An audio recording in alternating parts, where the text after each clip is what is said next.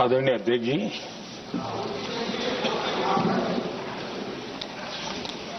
इस महत्वपूर्ण विधेयक पर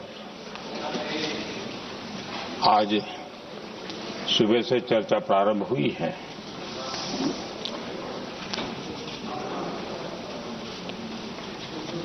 काफी साथी यहां से भी जिन मुद्दों को स्पर्श किया गया है उसको तथ्य से और तर्क से सदन को जरूर जानकारी देंगे और इसलिए मैं उन विषयों में जाना नहीं चाहता। आदरणीय अध्यक्ष जी,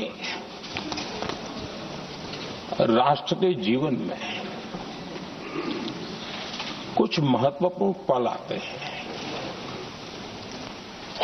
और उस समय की समाज की मनस्थिति और नेतृत्व की क्षमता उस पल को कैप्चर करके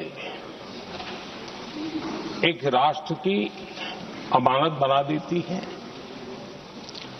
एक मजबूत धरोहर तैयार कर देती है। मैं समझता हूं कि भारत के संसदीय लोकतंत्र के इतिहास में ये वैसे ही पल है। आवश्यकता तो ये थी कि 25-30 साल पहले जब से विचार सामने आया, आवश्यकता महसूस हुई, हम इसको लागू कर देते और हम आज उसको काफी परिपक्वता तक पहुंचा देते हैं और आवश्यकता के अनुसार उसमें समय समय पर सुधार भी होते हैं और यही तो लोकतंत्र की ब्यूटी होती है।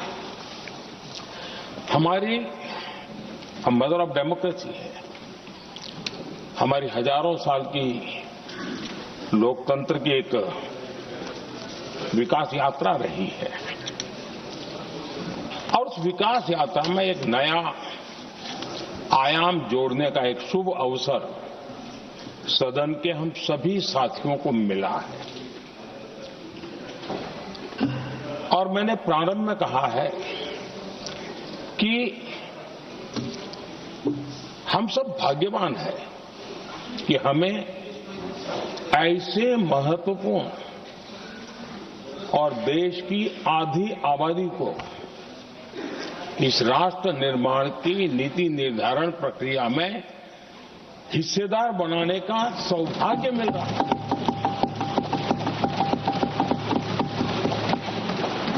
ये हम लोगों के लिए सौभाग्य है और मैं चाहता हूं कि मेरे सभी माननीय सांसद, मैं इधर उधर की आज बात करना नहीं चाहता हूं, हम सभी सांसद इस महत्वपूर्ण अवसर को जाने न दें।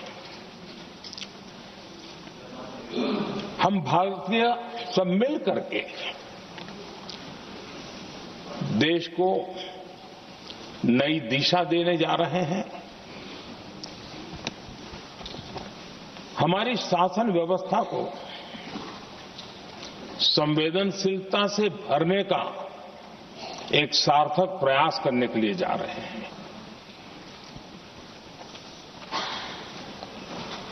और मुझे विश्वास है कि इस मंथन से जो अमृत निकलेगा वो देश की राजनीति की भी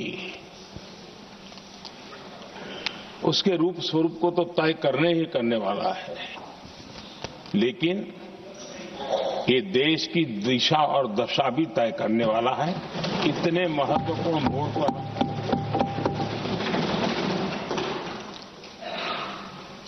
आदरणीय अध्यक्ष जी, 21वीं सदी में भारत एक नए आत्मविश्वास के साथ आगे बढ़ रहा है।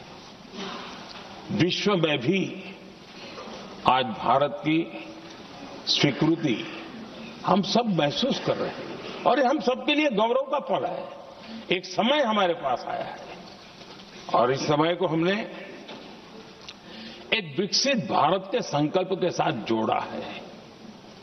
और मैं पक्का मानता हूं कि विकसित भारत का मतलब केवल उत्तम प्रकार के रेल, रास्ते, इंफ्रास्ट्रक्चर या कुछ आर्थिक प्रगति के आंकड़े, सिर्फ इतने से ही विकसित भारत की सीमित कल्पना वाले हम लोग नहीं हैं।